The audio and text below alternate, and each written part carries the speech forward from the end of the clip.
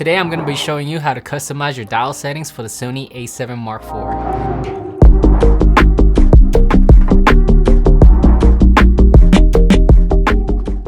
The first part is to lock in your custom key dial settings for photos. You can do this by pressing the menu button, then go all the way down to setup, then go to dial set customize, then select custom key dial setup with the photo icon on the left.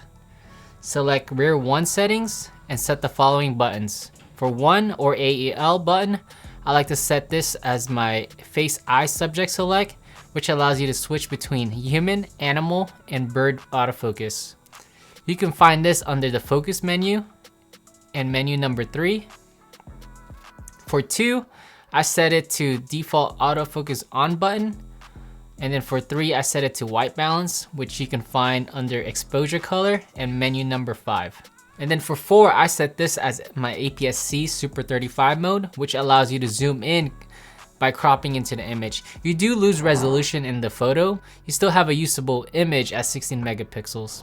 You can find this by going to shooting menu and under image quality. For 5, I set this to the default touch operation select, which allows you to turn on and off the touchscreen by pressing the garbage button. Then go on and select the rear 2 settings and set the following buttons. For 1, I set it to the default focus standard.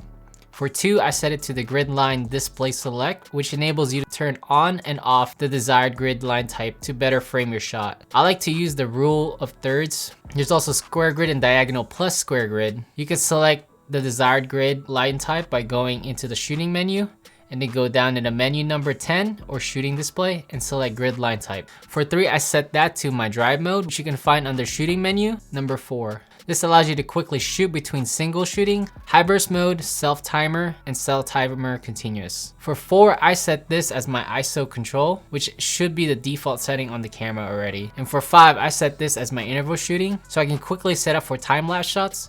You can find this under the shooting menu and under menu number 4. Now let's set up for the top camera settings. For 1, I set it to the default moving shooting mode, which enables you to record video even while you're in photo mode.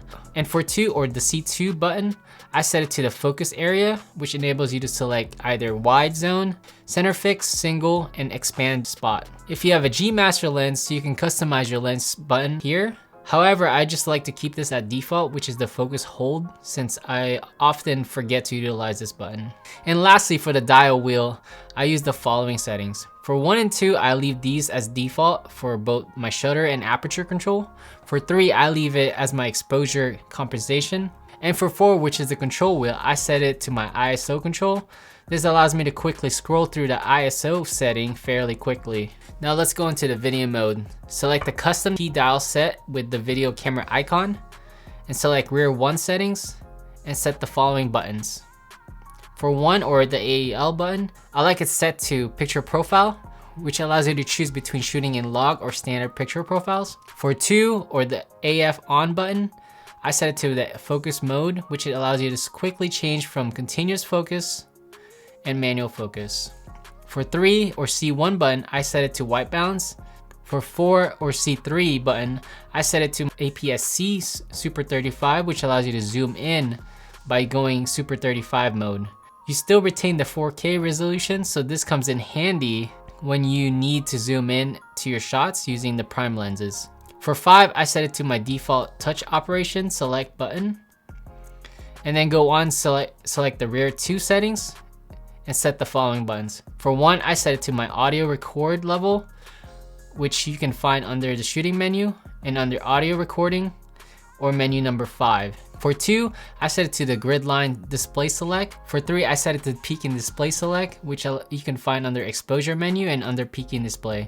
For 4, I set it to my ISO control, just like in photo mode. And for 5, I set it to my zebra display select, which you can find under exposure menu and under zebra display. Lastly, for the top lens and dial wheel camera settings, I set these the same as my photo mode. Then let's go down to the function menu settings. For photo mode, function menu, I have it set to the following: silent mode, focus area, autofocus tracking, sensitivity, exposure compensation, metering mode, flash mode, picture profile, white balance, steady shot, drive mode, and record media settings. For the video mode function menu, I have it set to the following: audio record level, focus mode, focus area, autofocus tracking, sensitivity, zebra display, zebra level, peaking display, peaking level, white balance, steady shot, focus map, and record media settings. If you want to learn how to customize your memory recall dial, I will link a video down below showing you how you can do that. Please note that these settings are tailored for my run and gun style and in instances where you don't have full control of the lighting. Obviously you can change these settings to best suit your style, but just wanted to show you how and why I set mine the way they are. If you find any value in this video, please leave me a like or subscribe to stay tuned for more videos.